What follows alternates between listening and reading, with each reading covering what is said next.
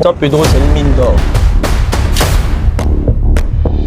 On peut se faire de l'argent dans l'hébergement, la restauration, le guidage. Les jeunes Ivoiriens ne profitent pas du tourisme à San Pedro. Ils se disent que peut-être c'est juste attraper le sac ou accompagner des gens. Je parle 4 langues, polonais, espagnol, français et anglais. Avant, les gens se basaient sur Assini. Maintenant, si vous remarquez, et puis il y a la côtière, tout le monde San Pedro, San Pedro, San Pedro. Actuellement, c'est l'attraction touristique même en Côte d'Ivoire. Et même envahi les vendredis. Tout jeune qui aimerait se lancer dans le tourisme, il y a de la place pour tout le monde. Si vous avez vraiment envie de vous lancer, je crois que c'est le moment. Ça a un peu bugué ce jour-là dans la mesure où le client m'a dit en fait de faire un remboursement. C'était pas une petite somme vu que c'était un long séjour. Aujourd'hui, je suis avec Jojo le guide, un jeune qui vit uniquement du guidage touristique. Un métier sous-estimé mais qui peut rapporter gros. Dans cette vidéo, il va nous faire découvrir le potentiel de San Pedro et les opportunités de business qu'on peut y exploiter. Reste jusqu'à la fin et tu vas découvrir pourquoi certains profitent déjà pendant que d'autres regardent. Bonjour monsieur Zad. Comment vous avez commencé le métier de guide? Parce qu'à la base, je suis hôtelier. Hôtelier? Ouais, de formation. Ah d'accord. Et étant à l'hôtel Nahui où je travaillais, ça m'arrivait par moments où il y avait des clients qui demandaient est-ce que tu connais un guide, est-ce que tu connais telle plage. Donc en tant qu'un jeune de San Pedro, je les envoyais souvent sur des sites de San Pedro. Ah, est-ce que le choix était difficile? Est-ce que les parents se sont plaints? Pourquoi tu es devenu guide? Parce que lorsque j'ai eu l'idée, c'était bienvenu aussi vis-à-vis de mes parents. Donc c'est une histoire de vision. C'est-à-dire, je me suis dit, bon, étant jeune, il y a la plage, il y a les sites et tout. Pourquoi un jour étant assis comme ça à la plage, je me suis dit, mais pourquoi ne pas créer ma petite agence? C'est parti d'une idée. Voilà. Et ensuite, vous n'avez pas tardé, vous avez mis ça en exécution. Voilà. Quels ont été vos moments les plus difficiles dans ce métier-là que vous avez traversé? Il y a eu des moments où on loge des clients par exemple. D'accord. Et il y a des embrouilles. Le client n'est pas peut-être satisfait du personnel ou de la résidence. Ça a un peu bugué ce jour-là dans la mesure où le client m'a dit en fait de faire un remboursement. C'était pas une petite somme vu que c'était un long séjour. Quand vous parlez de sommes là, environ combien comme ça? Personnellement, je marchande les prix. Un Ivoirien ne va pas payer assez d'argent pour visiter son pays. Effectivement. Sans donner le prix, je pense que je veux vous dire en fait, les Ivoiriens, les étrangers, les Européens n'ont pas les mêmes prix. Pour un circuit ici, San Pedro, en tant que guide, San Pedro est le plus moins. Ah bon? Voilà, en matière de budget. Kérébi, c'est un peu plus. Pour le Gaga, légèrement. Il ne faudrait pas qu'on fasse peur. C'est un prix qui est accessible à tout le monde. Peut-on gagner vraiment de l'argent dans le tourisme à San Pedro? Petite parenthèse les gars, si tu veux te lancer dans un business ou mieux gérer tes activités, il existe une application appelée Admes qui te permet de gérer ton entreprise de A à Z. Facturation, finance, clients, tout est centralisé.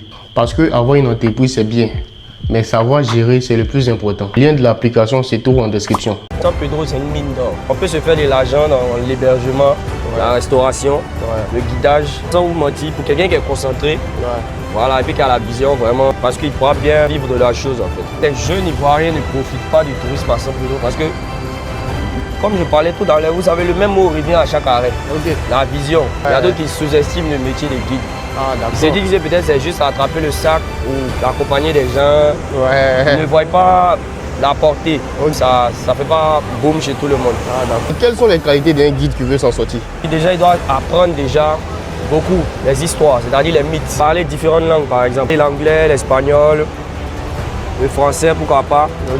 Et peut-être même l'allemand. Mais il doit vraiment avoir plusieurs cordes à son arc.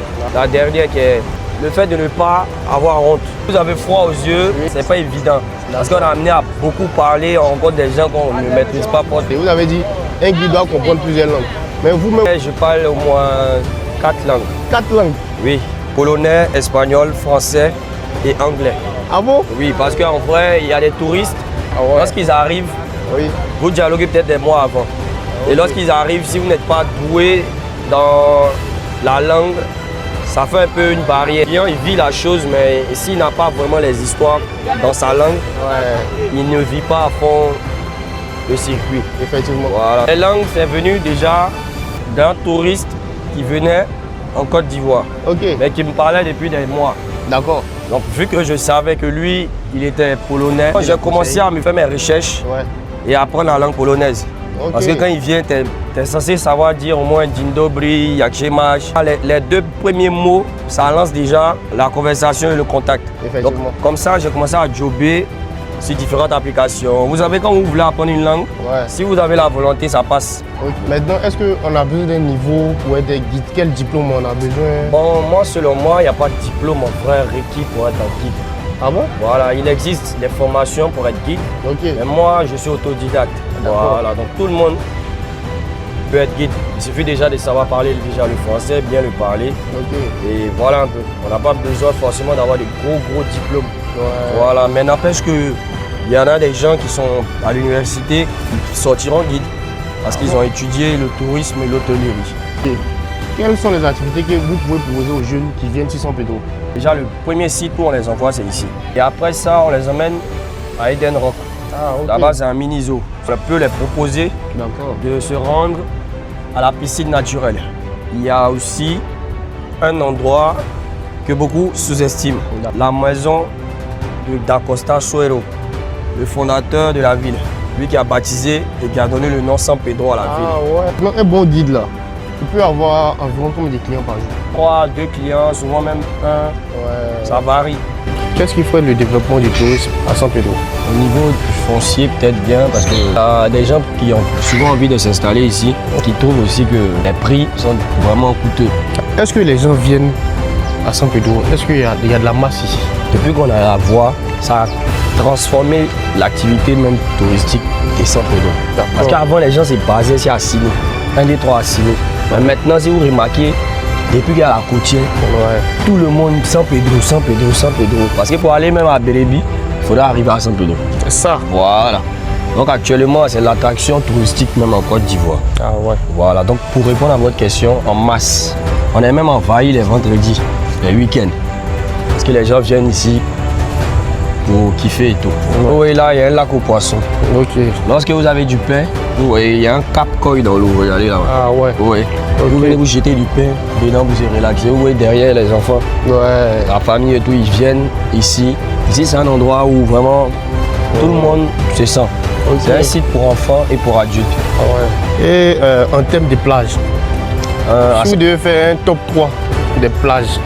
D'accord. En première position, je dirais Mani Bérébi. Mani Bérébi. Mani Bérébi, c'est le mini Bérébi.